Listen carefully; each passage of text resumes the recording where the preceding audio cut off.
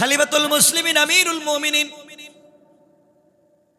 গভীর রজনীতে রাস্তা দিয়ে হেঁটে যাচ্ছেন। একটা যুবক বাজারে গিয়েছে, নিজে মদ পান করেছে, 2 ব্যাগের মধ্যে 2টা মদের বোতল নিয়েছে। তার উদ্দেশ্য হচ্ছে বাড়িতে যাব, আজকে ইচ্ছে মতো মদ পান করব। এই জন্য মদের বোতল নিয়ে বাড়ির দিকে যায় গভীর রজনীতে। গভীর রাত্রে রাস্তায় খলিফাতুল মুসলিমিন আমিরুল মুমিনিন হযরত ওমরের সঙ্গে দেখা। ওমর বললেন, যুবক তুমি গভীর রাত্রে যাও কই?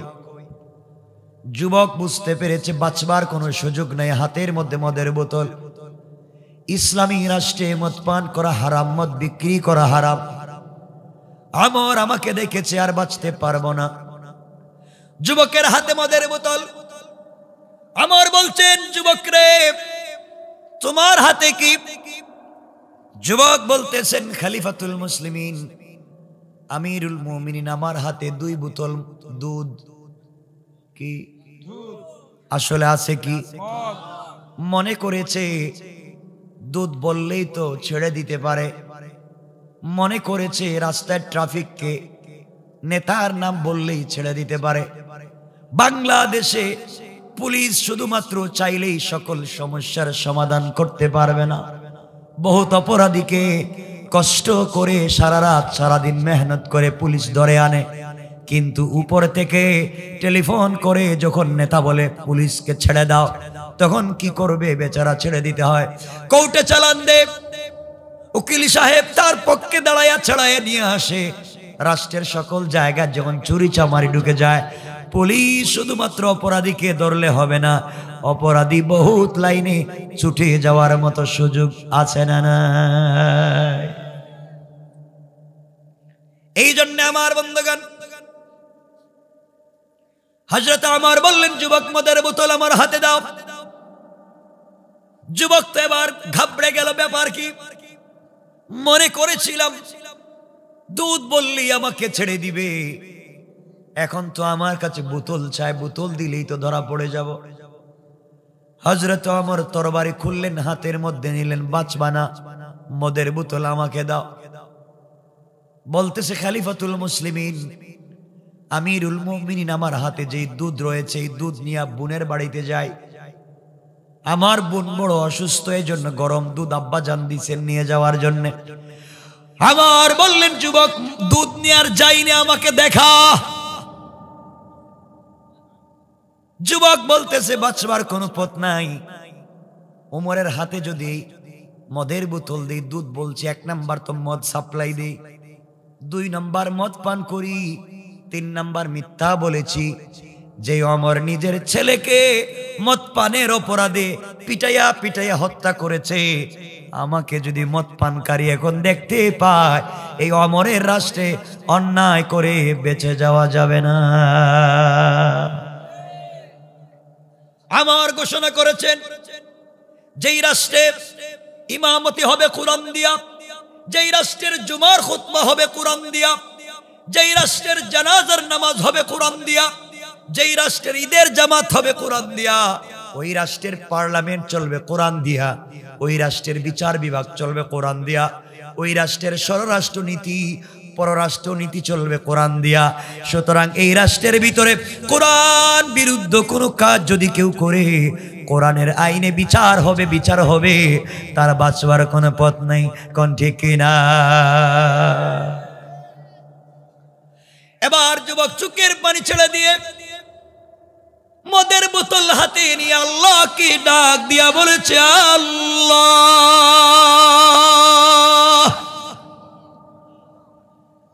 ওমরের সামনে দাঁড়িয়েছি, আয় আল্লাহ তাআলা, ওমর তো ছেড়ে দেবে না, নির্ঘাত আমাকে হত্যা করে ফেলবে। এমন ওমর, যেই ওমর মদিনার মসজিদে, মদিনায় একদিন বলেছিল মদিনায় ভূমিকম্প শুরু হয়েছে, হযরত ওমর তরবারি হাতে নিয়ে মদিনার মাটির মধ্যে তরবারি গেড়ে বলেছিলেন, মদিনার মাটিরে খবরদার, এই মাটির নিচে বিশ্ব নবী শুয়ে আছেন, রহমতের নবী শুয়ে আছেন, আল্লাহর বন্ধু যে যেই মাটিতে শুয়ে আছে বেয়াদবি করিস না। যেই দিন ওমর তার তরবারি মাটির মধ্যে গেড়ে এই কথা বলেছেন কিয়ামত পর্যন্ত আর মদিনার মাটিতে কোনোদিন ভূমিকম্প হবে না। যুবক বলতেছে আল্লাহ তাআলা আমি এমন ওমরের সামনে দাঁড়িয়েছি, হাজার হাজার মাইল দূরে হযরতে সারিয়া যুদ্ধ করে কাফেররা চতুর্দিক থেকে হযরতে সারিয়া রাদিয়াল্লাহু তাআলা আনহুকে ঘিরে ফেলেছে হত্যা করবার জন্য। হযরতে ওমর মদিনার মসজিদে বসে মিম্বরে দাঁড়ায়া জুমার খুতবা দিচ্ছিলেন। শত শত মাইল দূরে, শত শত মাইল দূরে হযরতে সারিয়া যুদ্ধ করে ওমর মদিনার মিম্বরে দাঁড়াইয়া ডাক দিয়া বললেন, ইয়া সারিয়া আল জাবাল আল জাবাল, আয় আল্লাহ এই ওমরের সামনে দাঁড়িয়েছি, তুমি যেই ওমরের খুতবার সময়ের সেই কথাকে শত শত মাইল দূরে সারিয়ার কানে পৌঁছাইয়া দিয়েছ। আয় আল্লাহ আমি তো ওমরের সামনে দাঁড়িয়েছি, মিশরের নীল নদী পানি দিতে চায় না, শুকিয়ে যায়। পানি আনার জন্যে যুবতী সুরসী তরুণীকে সুন্দর করে সাজাইয়া নদীতে ভুগ দিলে পানি দেয়, নচেত পানি দেয় না। হযরত ওমর তো এই নদীর নামে চিঠি লিখেছিলেন আর বলেছিলেন, নদীরে যদি তোমার ক্ষমতায় আর তোমার প্রভাবে পানি দাও, এই পানির দরকার নাই, আল্লাহর হুকুমে যদি তুমি পানি প্রবাহিত হও, আমি ওমর বলতেছি তুমি পানি দিবে না কেন? হযরত ওমরের এই চিঠি নদীতে রাখছে, ডাকতে দেরি হয়েছে, এই নদীর মধ্যে পানি আসতে দেরি হয় না। আয় আল্লাহ তাআলা ওমর তো সেই ওমর যে ওমর বিশ্ব নবীর মাথা কাটবার জন্য ঘর থেকে বের হয়েছে। ইন্নানি আনাল্লাহ লা ইলাহা ইল্লা আনা ফাবুদনি ওয়া আকিমিস সালাতা লিযিকরি। এই আয়াত পড়ে যে ওমর পাগল হয়ে গিয়েছে। আয় আল্লাহ সেই ওমরের সামনে দাঁড়িয়েছি, যে ওমর রাত্রবেলা কে স্বপ্নে কি দেখে ওমর জানে। আল্লাহু আকবার বলেন না। এখানে তো একটা কথা মনে হয়েছে, বলবো? কষ্ট হচ্ছে না তো? সংক্ষেপ করে বলি। ওমরকে যুবকটা আল্লাহর কাছে বলতেছি ঘটনাগুলা। হযরতে ওমর, হযরতে আলী একদিন রাত্রে স্বপ্নে দেখেন, দেখেন না, হযরতে আলী একদিন রাত্রে স্বপ্নে দেখেন রাসূল পাক সাল্লাল্লাহু আলাইহি ওয়াসাল্লামের পিছনে ফজরের সালাত পড়তেছেন, স্বপ্নে দেখতেছেন। সুবহানাল্লাহ বললেন না? কে? আলী। আলী কোন জিনিসের নাম জানেন? মানুষটা ছিলেন খাটো। খাটো বুঝেন তো? বেঠে, খাটো মানুষ। নিজের স্ত্রীর নাম ফাতেমা, ফাতেমার চাইতে পনে এক হাত বেটে। এত ছোট মানুষ ছিলেন হযরতে আলী। এই আলী তো লম্বা ঘটনা, কত কিছু মনে পড়ে। এই আলী স্বপ্নে দেখতেছেন রাসূলের পিছনে ফজরের সালাত পড়তেছেন। আর আসতে বলেন না। আলীর কত স্মৃতি, কত স্মৃতি হযরতে আলী, কি বলবো আপনাদেরকে। হযরতে আলী ফজরের সালাত পড়ে বসছেন মসজিদে, স্বপ্নে দেখতেছেন নবীজি ওয়াজ করতেছেন।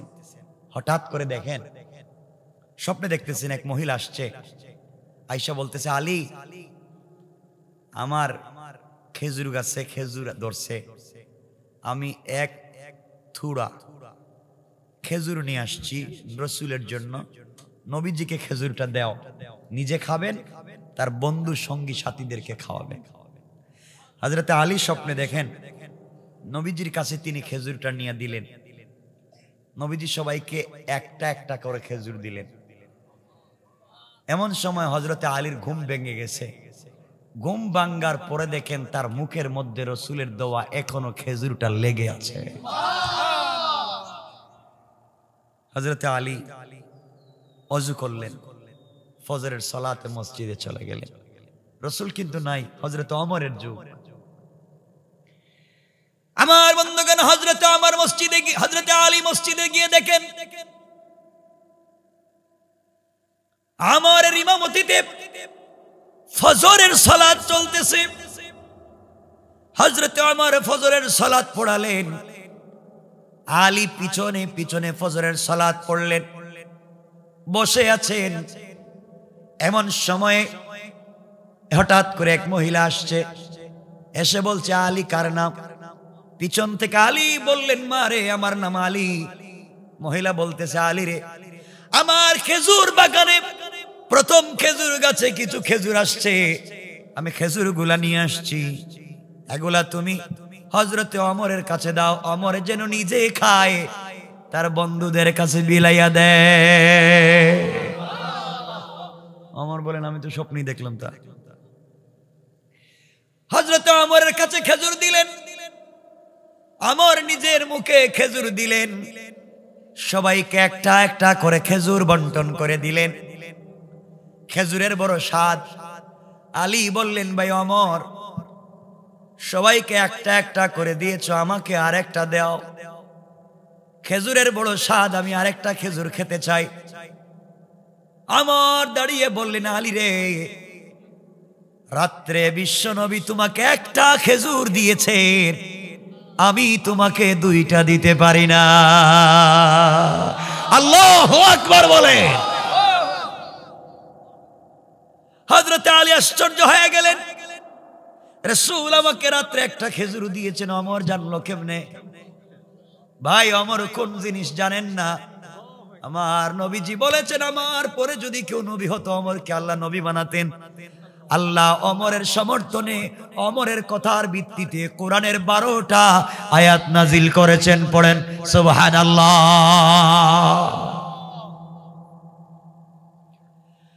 আমার বন্ধুগণ, যুবক ডাক দিয়ে বলছে, আল্লাহ তাআলা সেই ওমরের সামনে পড়েছি, নির্ঘাত বাঁচবার কোনো পথ নাই, ওমর তো ওই জিনিসের নাম। আমার বন্ধুগণ, ওমর তো ওই জিনিসের নাম। ভাইরে, রাসূল পাক সাল্লাল্লাহু আলাইহি ওয়াসাল্লাম মসজিদ থেকে বের হয়ে যোহরের সালাত পড়ে হেঁটে যাচ্ছেন। হঠাৎ করে তিনি তাকায়া দেখেন সামন দিকে শয়তান আসতেছে। নবীজি বললেন, শয়তান আসুক, আজকে কিছু কথা জিজ্ঞাসা করি। নবীও যান, শয়তানও আসে।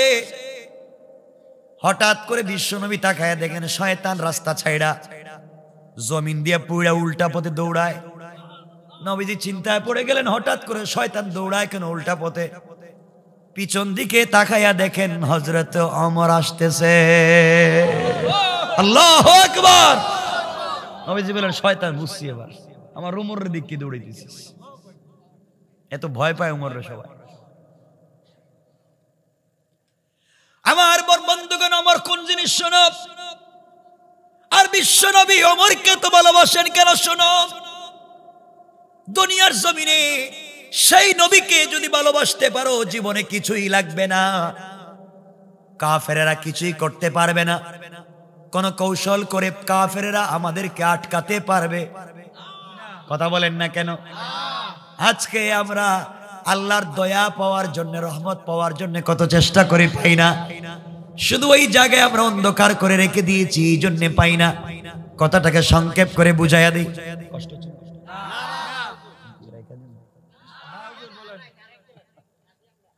আপনাদের তো কষ্ট হইতেছে দেখতেছে, একটু হাত উঠান তো দেখি কার কার কষ্ট হচ্ছে। তা আবারও কষ্ট হইতেছে, কষ্ট হচ্ছে, হাত উঠাইলেন যে।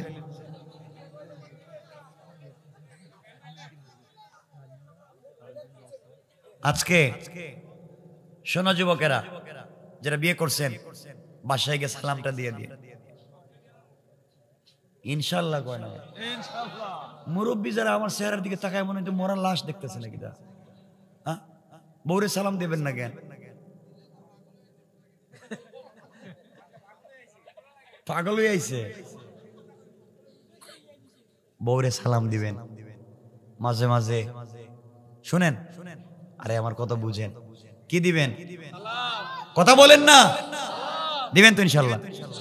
আজকে গিয়ে সালাম দিবেন। মাঝে মাঝে বউর ঠুটে লিপস্টিক লাগাই দিবে। না কইল কেন? নাউজুবিল্লাহ কেন? তো বউর ঠুটে লিপস্টিক লাগাইবেন না, গার্লফ্রেন্ডের লাগাইবেন নাকি? তা বউর ঠুটে লিপস্টিক মাঝে মাঝে লাগাই দিবে ইনশাল্লাহ বলেন। হারাম না, হারাম না। নিজের বউরে সুন্দর করে সাজাবেন তো আরেকজনের বউর দিকে আর তাকাবেন না। নিজের বউরে তো আর ভালো লাগে না। নিজের বউরে সুন্দর করে ঠুটে লিপস্টিক লাগাবেন, মাঝে মাঝে মুখে মেহেদি লাগাই দিবেন ইনশাল্লাহ। চুলের মধ্যে কালার করে দিবেন, ডিজাইন করবেন, ঠিক আছে? তো এরা মনে করতেন বুয়া ওয়াজ করতেছেন। আরে জিনত, সৌন্দর্য, নৌকে লাগাই দিবেন মেহেদি, ঠুটে লাগাই দিবেন লিপস্টিক, এরপরে ব্রেসলাইট দিবেন, এক্সট্রা অর্ডিনারি করবেন, চুলটি স্টাইলিস্ট করবেন, একটা হাই হিল জুতা পরাইয়া দিবেন, এরপর একটা স্যান্ডু গেঞ্জি। হাসতেছে এরা, হাসতেছে কি? উল্টা কয়। এই যে ইসলামের উল্টা বুঝছেন যে এই জায়গায় স্যান্ডু গেঞ্জি একটা প্যান্ট পরাইয়া হারাম। বউরে যত পারেন স্টাইলিস্ট করে, যত চমৎকার ডিজাইন সুন্দর লাগে, আকর্ষণীয় লাগে, এইভাবে নিজের সামনে উপস্থাপন করবেন। তাহলে বউরে যদি সুন্দর লাগে, রাস্তায় বাইরে আরেকজনের বউর দিকে আপনার চৌকার যাবে না, ঠিক কিনা বলেন? নিজের বউরে ভালো লাগে না, এই জন্যই তো আরেকজনের বউর দিকে তাকান।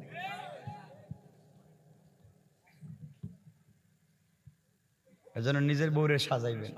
মুরব্বীরা মনে মনে কইতেছে সে আমরা তো বুড়ো হয়ে গেছি। আরে বুড়ো হয়ে গেলে কি হইব?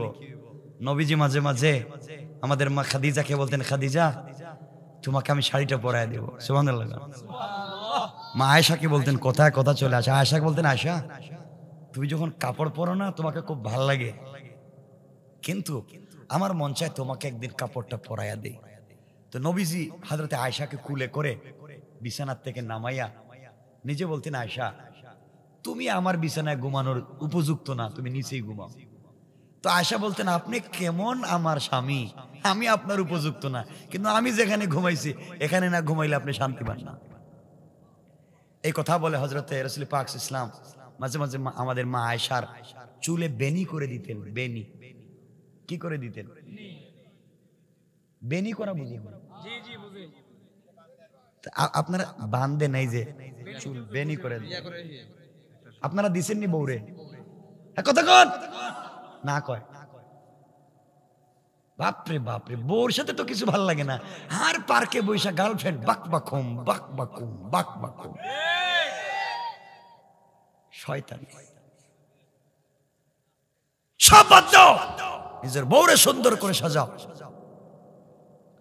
নিজের স্ত্রীর হাতের রান্না ভাল লাগে না, তুমি কি যে রান্না করো এটা মনে হইতেছে কি কয় পানি পানি না পানি, ডাস্টবিনের ময়লা।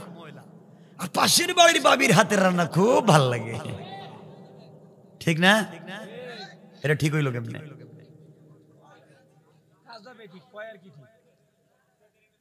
ঠিক না? এই জন্য বউর সাথে ভালো ব্যবহার করবেন ইনশাল্লাহ।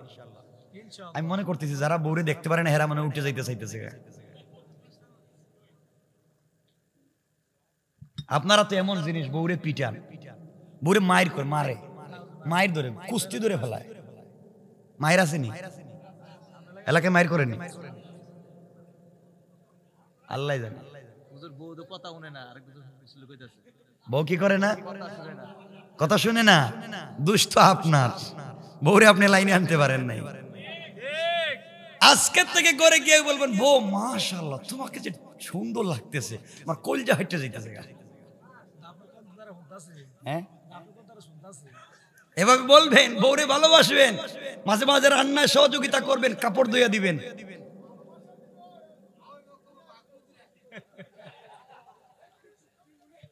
বুঝলাম না এরা বউর প্রতি তো খেপা কে, বুঝলাম না, সবাই দেখি খেপা।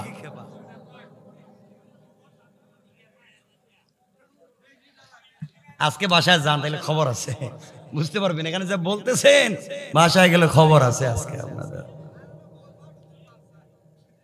শুনে মাঝে মাঝে বাসায় বউরে নিয়ে নামাজ পড়বেন জামাতে, বলেন না ইনশাআল্লাহ? পারবেন না? আপনি হবেন ইমাম, বউরে বানাইবেন মুসল্লি মুক্তাদি, এরপরে নামাজ পড়ার পরে বউরে বলবেন তুমি দোয়া করো, আমি আমিন বলবো।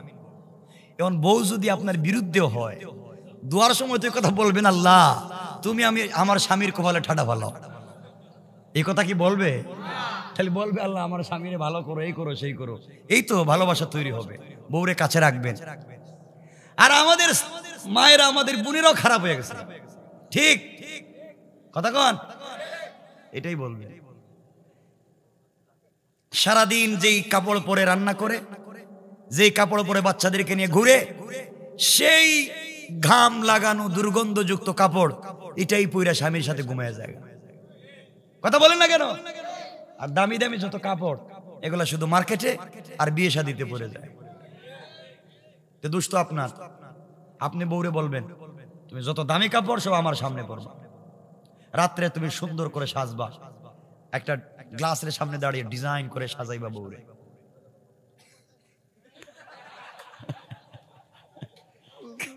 কি করতে? নাটক না রে, এটার নাম ইসলাম, এটার নাম হচ্ছে সৌন্দর্য, এটার নাম হচ্ছে পরিবারের ভালোবাসা, ঠিক না? আমাদের সমাজটা দূষিত হয়ে গেছে। আপনারাও তো খারাপ, বউরে নিয়ে মাঝে মাঝে ঘুরতে যান না, ঘুরতে যাইয়েন মাঝে মাঝে ইনশাল্লাহ। তো যাই হোক, কথা শুনেন, কথা লম্বা করতে চাই না, হ্যাঁ কথা লম্বা করতে চাই না, 11:30 হয়ে যাচ্ছে। শুনেন, প্রস্রাবে দৌড়লে কেউ মারতে উঠবেন না, তাহলে উঠলে কিন্তু আমি আজরাইল রে কইয়া দিয়ে দেব, আশেপাশে আছে এমনি ঘুরতেছে কোন দিকে, হয়তো কে আসেনি আশেপাশে আজরাইল, প্রস্রাবে দৌড়লে জায়গায় প্রস্রাব করবে, যাওয়ারই দরকার নাই। যাক, কথা বললাম আপনাদের মনোযোগ আকর্ষণ করবার জন্য। আমার বন্ধুগণ, যুবক বলতেছে আল্লাহর কাছে, আল্লাহ কোন বিপদে পড়লাম, ওমর যে বললাম এটা দুধ, আছে তো মদ, আছে কি বললাম যে দুধ, তাও বলছি গরম দুধ, এমন কি করি? বাঁচার তো কোনো পথ নাই। আমার বন্ধুগণ, এক পর্যায়ে যুবক আল্লাহর কাছে বলছে, আল্লাহ তাআলা তোমাকে কথা দিলাম জীবনে যত অপরাধ করেছি আর কোন অপরাধ ওইভাবে করব না, আর অন্যায় করব না। আল্লাহ তাআলা মুনিব তোমাকে কথা দিলাম আজকে থেকে মদ আমি ছেড়ে দিলাম, আজ থেকে আমি কোনোদিন মদ পান করব না, কথা দিলাম হারাম কাজ করব না, আজ থেকে আর নামাজ ছাড়ব না। আয় আল্লাহ, তুমি তোমার উমরের হাত থেকে আমারে বাঁচাও। আজরাইল রে এত ভয় করে না, উমর রে যত ভয় করে। আজরাইল তো কাউরে আসার দেয় না, উমর পাইলে আসারও দিতে পারে। আয় আল্লাহ, কথা দিলাম তুমি আর কোনোদিন নাফরমানি করব না। এই মুহূর্তে ওমরের হাতে যে আমি মদের বোতল দিচ্ছি, আয় আল্লাহ তোমার জাতে পাকের কসম, আমি তোমার গোলাম, তোমার নাম তো আজিজুল গফফার। আল্লাহ তুমি ক্ষমা করে দাও, আর মদ পান করব না। এই কথা বলে ওমরের হাতে যখন মদের বোতল দিয়েছে, ওমর ব্যাগের ভিতরে থেকে মদের বোতল হাতে নিয়ে তাকায়া দেখে গরম দুধের বোতল। আল্লাহু আকবার। আমার বললেন, যুবক সত্য কথা বলেছ, পুরস্কার নিয়ে চলে যাও। যুবক ওমরের পা জড়িয়ে বলছে, খলিফাতুল মুসলিমিন, আমিরুল মুমিনিন, পায়ে ধরে মাফ চাই, বেয়াদবি মাফ করবেন। অ্যাকচুয়ালি আমার বোতলের ভিতরে দুধ ছিল না, ছিলই মদ। মদ ছিল, মদ পান করে এসেছি। তোমার সামনে দাঁড়াইয়া কাউকে না জানাইয়া মালিকের কাছে তওবা করেছি। মালিক কোরআনে বলেছেন, ওয়ায়ুবাদদিলুল্লাহু সাইয়্যাতিহিম হাসানাত ওয়ায়ুবাদদিলুল্লাহ, আল্লাহ বলছেন আমি তবদিল করে দেই, বদল করে দেই, গুনাহগুলোকে হাসানাত দিয়ে পরিবর্তন করে দেই যারা তওবা করে। আল্লাহ ওমর বললেন, যুবক রে, আল্লাহ আল্লাহর কাছে তওবা করেছো, আল্লাহ যদি সত্যিকার অর্থে তোমার বোতলে মদ থেকে দুধ বানাইয়া দিতে পারে, তোমার দোয়া কবুল করতে পারে। আমি ওমর দুই হাত জোড় করে বললাম, ওমর যুবক রে, এই মুহূর্তে তুই ওমরের জন্য দোয়া কর, আল্লাহ যেন আমি ওমরকেও কবুল করে নে। কেমন ছিলেন তারা আমার বন্ধুগণ? এই জন্য কোরআন নামক লাইট মানুষের কাছে ফিট করেন, দুনিয়ার জমিনে অন্ধকার থাকবে না, সমাজ আলোকিত হয়ে যাবে। এই জন্য সমাজের ভিতরে অন্যায় করা যাবে না। আপনাদের সামনে এই মুহূর্তে কোরআনের লাইট যদি প্রতিষ্ঠিত করেন কি হবে, বিভীষিকাময় একটা ঘটনা বলেই আলোচনা শেষ করতে চাইব। আমার বন্ধুগণ, এই দুনিয়ার জমিনে কাফের বেঈমানেরা সব সময় দুনিয়ার জমিনে ইসলামের বদনাম করে, সমাজের ভিতরে কেমনে দিনকে মুছে দেওয়া যায় ফিতনা তৈরি করে। ভয় পাবেন না, আল্লাহ বলছেন যারা দিনের পথে চলে আমি আল্লাহ তাদের সাথে থাকি। এই কথা বলে কাফিরদের কৌশল যে দুর্বল এটা আপনাদেরকে বোঝাতে চাই। আমার মুসলমান বন্ধুগণ, বিশ্বনবী যেই দিন মক্কা থেকে হিজরত করে মদিনায় যাবেন, গভীর রাত্রে আল্লাহ পাক বলছেন, বন্ধুরে ঘুম থেকে উঠো, মক্কা থেকে ইয়াসরিবের দিকে হিজরত করো। এই মুহূর্তে খেজুর বাগানের দিকে তুমি হিজরত করো। মদিনা বলেন নাই, ইয়াসরিব বলেছেন। ইয়াসরিবের দিকে তুমি হিজরত করো, এই মুহূর্তে চলে যাও। আল্লাহর পয়গম্বর আখিরি জামানার নবী জনাবে মুহাম্মদ রাসূলুল্লাহ সাল্লাল্লাহু আলাইহি ওয়াসাল্লাম উঠে গেলেন। আল্লাহর কথা শুনে মক্কা থেকে হিজরত করে মদিনায় চলে যাবেন। আমার বন্ধুগণ, বিশ্বনবী ঘুম থেকে উঠে দেখেন তার ঘরের চতুর্দিকে কাফেরেরা বেষ্টন করে রেখে দিয়েছে, নবীজিকে হত্যা করবে। আমার নবী আল্লাহর কাছে চোখের পানি ছেড়ে ডাক দিয়া বলছেন, আল্লাহ, আপনি আমাকে বলেছেন এই মুহূর্তে মক্কা থেকে হিজরত করে যেন মদিনার দিকে যাই। আল্লাহ তাআলা কাফেরেরা দাঁড়িয়ে আছে, যে কোনো সময় আঘাত করবে, রক্তাক্ত করবে, আমাকে হত্যা করবে। আল্লাহ তাআলা, আমি যদি এই মুহূর্তে ঘর থেকে বের হয়ে যাই, নির্ঘাত কাফেরেরা আমাকে হত্যা করবে, আমাকে বাঁচবার পথ বলে দেন। আল্লাহ ডাক দিয়া বললেন, বন্ধুরে, তোমার কাজ হলো ঘর থেকে বের হয়ে যাওয়া, আর তোমাকে হেফাজতের জিম্মাদার স্বয়ং আমি আল্লাহ।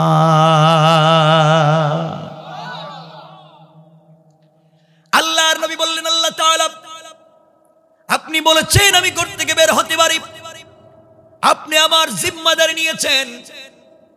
কিন্তু আল্লাহ তাআলা কাফেররা তো চতুর্দিকে বেষ্টন করে রেখেছে, আমি জানি আমাকে আঘাত করতে পারে, মানুষ হিসাবে ভয় তো আছে। আমাকে একটা ব্যবস্থা বলে দিন না কেন যার মাধ্যমে বেঁচে যায়। আল্লাহ বললেন, বন্ধুরে, তাহলে তুমি হাতের মধ্যে বালি নেও, কঙ্কর নেও, হাতের মধ্যে কিছু পাথর নিয়া কোরআন থেকে কিছু তেলাওয়াত করে কাফেরদের উপরে নিক্ষেপ করে দাও। আমার বিশ্বাস কাফেররা তোমাকে দেখতে পারবে না, তুমি চলে যাবে। আল্লাহর নবী ডাক দিয়া বলেন, আল্লাহ তাআলা, কাফেরদের উপরে বালি যদি নিক্ষেপ করি, একদিকে যাবে, চতুর্দিকের কাফেরদের উপরে তো যাবে না, যেদিকে নিক্ষেপ করব ওদিকেই যাবে। হয়তো আমার সামনে যারা আছে তাদের চুকে পড়বে, কিন্তু ডাইনে বামে যারা আছে তারা তো আমাকে আঘাত করবে। আল্লাহ বললেন, বন্ধুরে, তোমার কাজ হলো নিক্ষেপ করে ফেলে দেওয়া, আর আমি আল্লাহর কাজ হলো সবার চুকে চুকে পৌঁছায়া দেওয়া। কোন সুবহানাল্লাহ। আমার বন্ধুগণ শুনেন আল্লাহ কেমন। বিশ্বনবী হাতের মধ্যে কঙ্কর নিলেন, কোরআন থেকে তেলাওয়াত করলেন, কাফেরদের উপরে নিক্ষেপ করলেন, একদিকে মারলেন। সামনের দিকে মারলেন, চতুর্দিকের কাফেরদের চোখে পুকে পড়ে গেল, সবাই চোখ রগড়াতে লাগলো। নবীজি চলে গেলেন, কেউ ধরতে পারলো না। ঘটনা বলবো না, একদিন মদিনায় আল্লাহ বিশ্ব নবীকে বলছেন, বন্ধু এবার বলো, ওই দিন তুমি তো একদিকে নিক্ষেপ করলে, চতুর্দিকের কাফেরদের চোখে কেমনে পড়লো? আল্লাহর নবী বলেন, আল্লাহ তাআলা আমি জানি না, আপনি বলেন। আল্লাহ বললেন, বন্ধুরে তুমি জানো না সকল কাফেরদের চোখে পড়লো কেমনে, তুমি জানো না? আমার আল্লাহ বললেন, ওয়ামা রামাইতা ইদ রামাইতা ওয়ালাকিন্নাল্লাহ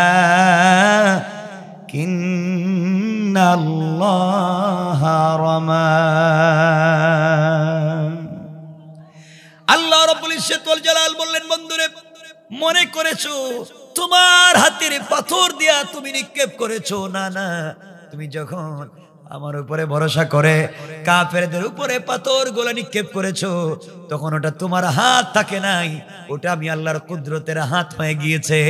আর আমার হাত দিয়া সবার চোখে চোখে পৌঁছায়া দিয়েছি। কোন সুবহানাল্লাহ। আল্লাহ রাব্বুল ইজ্জত ওয়াল জালাল এই জন্য বলেছেন, দুনিয়ার জমিনে কাফেররা যত কৌশল করুক না কেন, কোন সময় কৌশল করে তারা প্রতিষ্ঠা লাভ করবে না। আমার আল্লাহ বলেন, ওয়া মাকারু ওয়া মাকারাল্লাহ ওয়াল্লাহু খায়রুল মাকিরিন।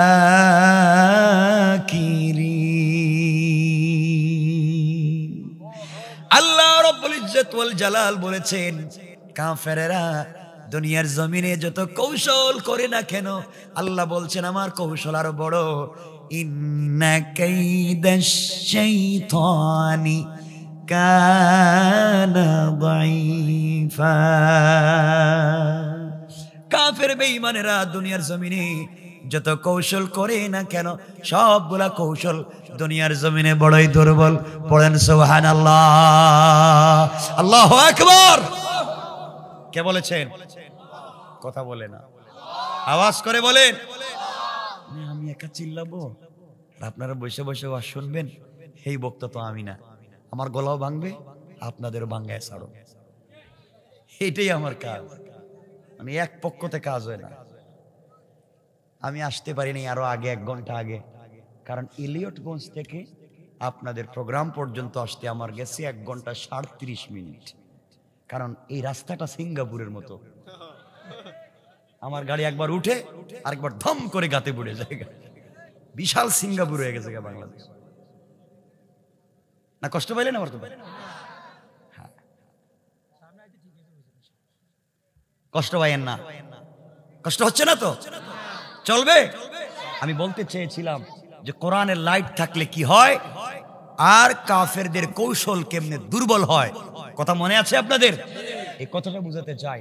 কোরআনের আলো থাকলে কি হয়, অন্ধকার হলে কি হয়, আর কাফেরদের কৌশল কত দুর্বল হয়, এই কথা আপনাদেরকে বুঝাই আজকের আলোচনা শেষ করতে চাই। আপনারা কষ্ট পাবেন না তো ইনশাআল্লাহ?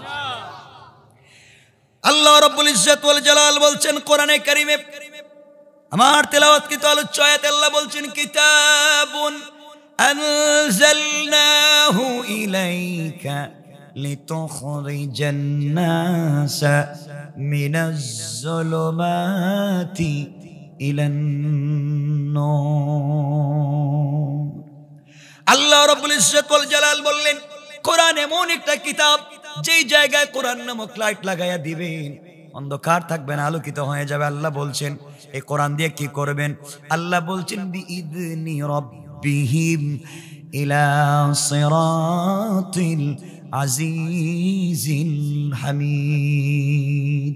আল্লাহ রাব্বুল ইজ্জত ওয়াল জালালের হুকুমে পরাক্রমশালী প্রশংসাময় আল্লাহর পথে যারা ডাকবে তারা সকল সময়ে সকল কাজে সফল কাম। পড়েন সুবহানাল্লাহ, আওয়াজ করে বলেন আল্লাহু আকবার।